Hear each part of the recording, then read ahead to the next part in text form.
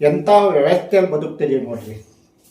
ಯಾಕೆಂದರೆ ಸ್ವತಂತ್ರ ಬಂದು ನಮಗೆ 79 ವಸಂತಗಳು ಕಳೆದಿದೆ. ಆದರೂ ಸುತ್ತ ನಾವು ಇದುವರೆಗೂ ಗ್ರಾಮೀಣ ಭಾಗದ ಜನರಿಗೆ ಅಗತ್ಯವಾದ ಮೂಲಭೂತ ಸೌಲಭ್ಯಗಳನ್ನು ಕಲ್ಪಿಸಿಕೊಡ್ಲಿಕ್ಕೆ ಆಗ್ತಾ ಇಲ್ಲ.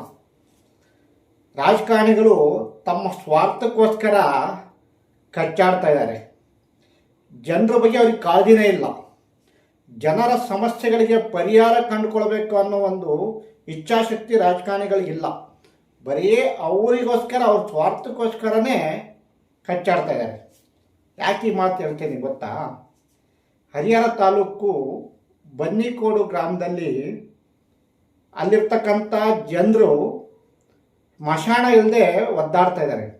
ಆ ಊರಲ್ಲಿ ಯಾರ ಸತ್ರು ಅಂದರೆ ಹುಗಿಲಿಕ್ಕೆ ಸುಡ್ಲಿಕ್ಕೆ ಮಶಾಣದ ವ್ಯವಸ್ಥೆ ಇಲ್ಲ. ಯಾರು ಸಾಯ್ತಾರೆ ಅಂದರೆ ಆ ಊರಲ್ಲಿ ದೊಡ್ಡ ಚಿಂತೆ. ಯಾಕೆಂದರೆ ಸತ್ತಿರೋ ಹೆಣವನ್ನು ಎಲ್ಲಿ ಉಗಿಬೇಕು, ಎಲ್ಲಿ ಸುಡಬೇಕು ಅನ್ನೋದು ಅವ್ರಿಗೆ ಚಿಂತೆ.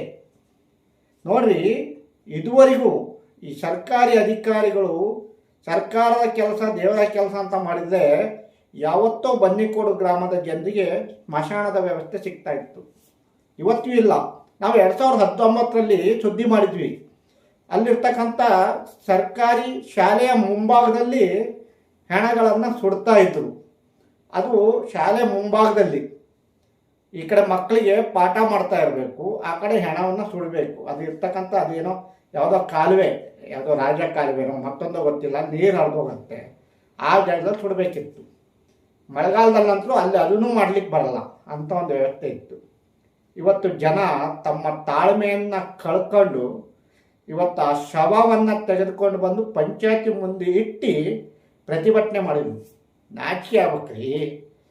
ಸದಸ್ಯನನ್ನು ಕಳ್ಕೊಂಡು ದುಃಖದಲ್ಲಿರ್ತಾರೆ.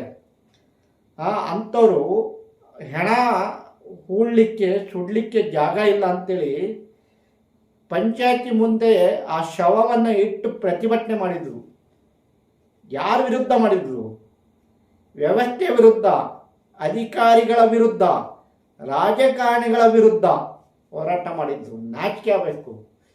ಬನ್ನಿಕೋಡು ಗ್ರಾಮದ ಜನರಿಗೆ, ಸತ್ತಂಥ ಊರಿನ ಜನರಿಗೆ ಸುಡಲಿಕ್ಕೆ ಹೂಳಲಿಕ್ಕೆ ಮಶಾಣದ ವ್ಯವಸ್ಥೆ ಇಲ್ಲ ರೀ. ಹರಿಹರ ತಾಲೂಕಿನಲ್ಲಿ ಅದೆಷ್ಟೋ ಗ್ರಾಮದಲ್ಲಿ ಇದುವರೆಗೂ ಮಶಾಣ ಇಲ್ಲ.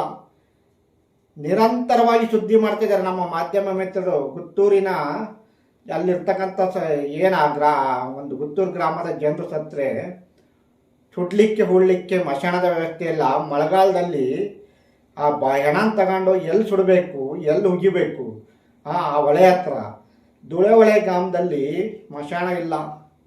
ರಾಜನಹಳ್ಳಿ ಗ್ರಾಮದಲ್ಲಿ ಸ್ಮಶಾನ ಇಲ್ಲ. ಹೊಳೆ ಬದಿಯಲ್ಲಿ ಸುಡಬೇಕು, ಉಳಬೇಕು. ಮಳೆಗಾಲದಲ್ಲಂತೂ ಅವರು ಆ ಪರಿಸ್ಥಿತಿನ ಕೇಳಬೇಡಿ. ಹರಿಹರ ತಾಲೂಕಿನ ಬಹುತೇಕ ಗ್ರಾಮದಲ್ಲಿ ಸ್ಮಶಾನದ ವ್ಯವಸ್ಥೆ ಇಲ್ಲೇ ಇಲ್ಲ. ಜನ ಎಲ್ಲಿ ತನಕ ತಾಳ್ಮೆಯಿಂದ ಇರ್ತಾರೆ ರೀ? ಅವರ ಒಂದು ತಾಳ್ಮೆಯ ಕಟ್ಟೆ ಒಡೆದಾಗ ಈ ರೀತಿ ಪ್ರತಿಭಟನೆ ಮಾಡ್ತಾರೆ. ತಪ್ಪು ಮಾಡಿಬಿಟ್ರು ಅವರು. ಇವತ್ತು ಶವವನ್ನಿಟ್ಟು ಪ್ರತಿಭಟನೆ ಮಾಡಿದರು. ಅಲ್ಲೇ ಸುಡಬೇಕಿತ್ತು, ಇಲ್ಲ ಅಲ್ಲೇ ಉಗಿಬೇಕಿತ್ತು. ಅವಾಗ ಅದು ಅಧಿಕಾರಿಗಳು ಎಚ್ಚೆತ್ಕೊಂಡು ಆ ಊರಿನ ಗ್ರಾಮದ ಜನರಿಗೆ ಸ್ಮಶಾನದ ವ್ಯವಸ್ಥೆಯನ್ನು ಕಲ್ಪಿಸಿಕೊಡುವ ವಿಚಾರದಲ್ಲಿ ಮುಂದಾಗ್ತಿದ್ರು ಪಾಪ. ಹಾಗಾಗಿ ನಿಮಗದು ಬಿಡು, ನಮ್ಮ ಜನರು ಇಷ್ಟೇ, ಅವ್ರಿಗೇನೋ ಒಂದು ಆಶ್ವಾಸನೆ ಕೊಟ್ಟರೆ ತಗೊಂಡು ಹೋಗ್ತಾರೆ ಅನ್ನೋದಕ್ಕೆ ತಾನೆ. ಆಗಬಾರ್ದು. ಪ್ರತಿ ಬಾರಿನೂ ಜನರನ್ನು ಯಾಮಾರಿಸುವಂಥ ಕೆಲಸಗಳು ಅಧಿಕಾರಿಗಳು ಮಾಡಬಾರ್ದು. ನಿಮ್ಮ ಕೆಲಸನೇ ಅದು ರೀ.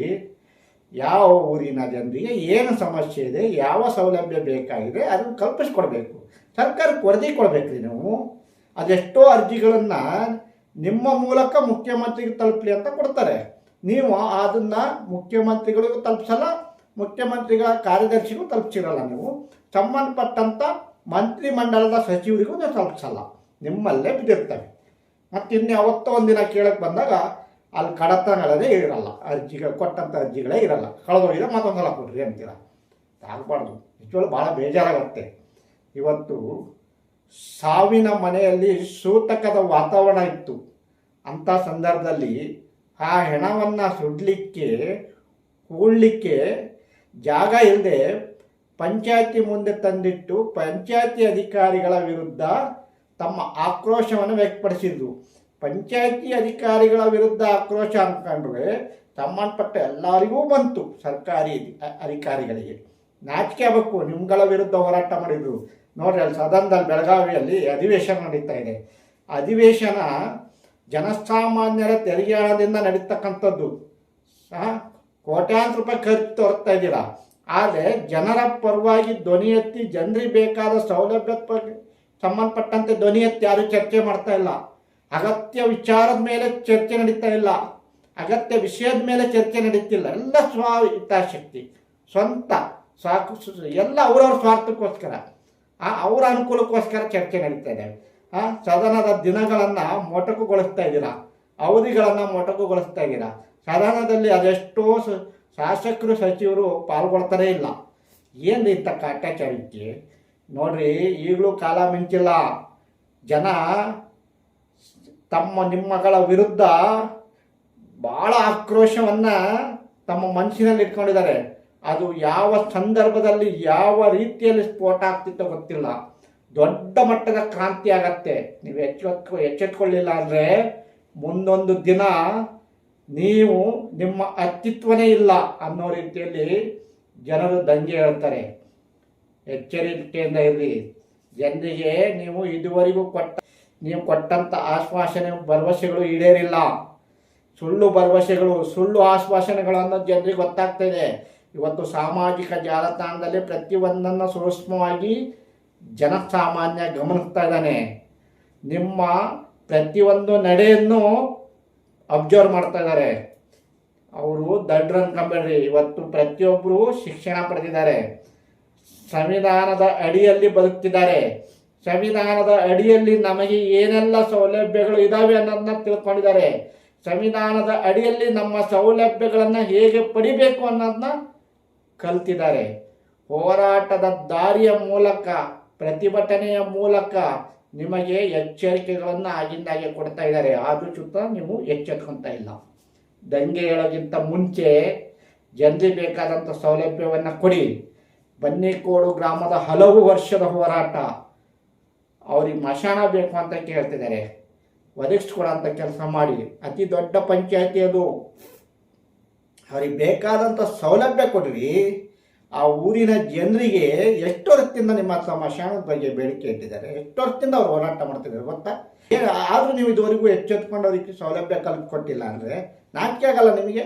ಇವತ್ತು ಆ ಒಂದು ಏನು ಸತ್ತಂಥ ಒಂದು ಮೃತದೇಹವನ್ನು ನಿಮ್ಮ ಕಚೇರಿಯ ಮುಂದೆ ಇಟ್ಟು ಪ್ರತಿಭಟನೆ ಮಾಡಿದ್ರಲ್ಲ, ನಿಮಗೇನು ಅನಿಸ್ಲಿಲ್ವಾ? ಏನು ಅನಿಸ್ತಾ ಇಲ್ವಾ? ಏನು ನೀವು ಪಂಚಾಯತಲ್ಲಿ ಕೂತ್ಕೊಂಡು ನೀವು ಏನು ಮಾಡ್ತಾ ಇದ್ದೀರಾ? ಏನು ಕಡ್ದು ಗುಡ್ಡೆ ಹಾಕ್ತಾ ಇದ್ದೀರಾ? ನಿಮ್ಮ ಕೆಲಸ ಏನು? ನೀವೇನು ಪಂಚಾಯತಿನ ಅಭಿವೃದ್ಧಿ ಮಾಡ್ತಿದ್ದೀರಾ? ಗ್ರಾಮ ಸ್ವರಾಜ್ಯದ ಕನಸು ಅಂದರೆ ಇದೇನಾ ನೀವು ಮಾಡ್ತೀರ ನನಸು? ಏನ್ರಿ ಮಾಡಿ ನೋಡಿ. ಇವತ್ತು ಆ ಊರಿನ ಜನ ತಮ್ಮ ಒಗ್ಗಟ್ಟನ್ನ ಪ್ರದರ್ಶನ ಮಾಡಿದ್ದಾರೆ. ಆ ಒಂದು ಮೃತದೇಹವನ್ನು ಇಟ್ಟು ಪ್ರತಿಭಟನೆ ಮಾಡಿದ್ದಾರೆ. ಅವರಿಗೆ ನೀವು ಇನ್ನು ಕೆಲವೇ ದಿನದಲ್ಲಿ ನೀವು ಆ ಊರಿನ ಜನರಿಗೆ ಒಂದು ಸ್ಮಶಾನದ ವ್ಯವಸ್ಥೆಯನ್ನು ಮಾಡಲಿಲ್ಲ ಅಂದರೆ ಒಂದು ಉಗ್ರವಾದ ಹೋರಾಟದ ಎಚ್ಚರಿಕೆಯನ್ನು ಸುತ್ತ ಇವತ್ತೇ ನೀಡಿದ್ದಾರೆ. ನೀವು ಎಚ್ಚೆತ್ಕೊಂಡು ಸಂಬಂಧಪಟ್ಟ ಮೇಲಧಿಕಾರಿಗಳ ಜೊತೆ ಚರ್ಚೆ ಮಾಡಿ ಸರ್ಕಾರದಿಂದ ಒಂದು ಉತ್ತಮ ರೀತಿಯ ವರದಿಯನ್ನು ನೀಡಿ ಅಲ್ಲಿಂದ ಉತ್ತಮವಾದ ಒಂದು ಮಾಹಿತಿಯನ್ನು ಪಡೆದು ಆ ಊರಿನ ಜನರಿಗೆ ಸ್ಮಶಾನದ ವ್ಯವಸ್ಥೆಯನ್ನು ಆದಷ್ಟು ಬೇಗ ಕಲ್ಪಿಸಿಕೊಡುವಂಥ ಕೆಲಸ ನಿಮ್ಮಿಂದ ಆಗಬೇಕು. ಆದಷ್ಟು ಬೇಗ ಮಾಡಿ. ಇಲ್ಲ ಅಂದರೆ ಇವತ್ತಿನ ಹೋರಾಟ ಮುಂದೆ ಯಾವ ರೀತಿಯಲ್ಲಿ ಯಾವ ಸ್ವರೂಪದಲ್ಲಿ ಪಡಿತಿದೆ ಅನ್ನೋದು ಗೊತ್ತಿಲ್ಲ. ನಿಮಗೆ ಎಚ್ಚರಿಕೆ ಕೊಟ್ಟಿದ್ದಾನೆ ಜನಸಾಮಾನ್ಯ. ಇವತ್ತು ಆ ಎಚ್ಚರಿಕೆಯನ್ನೇ ನೀವು ಮುಂದೆ ಸೌಲಭ್ಯ ಕಲ್ಪಿಸಿಕೊಡುವಂಥ ಗಮನ ಹರಿಸ್ತೀರಾ ಅನ್ನೋ ಒಂದು ಆಶಾಭಾವನೆಯೊಂದಿಗೆ ಈ ಸುದ್ದಿಯನ್ನು ನಿಮ್ಮ ಮುಂದೆ ಇಡ್ತಾ ಇದ್ದೀನಿ.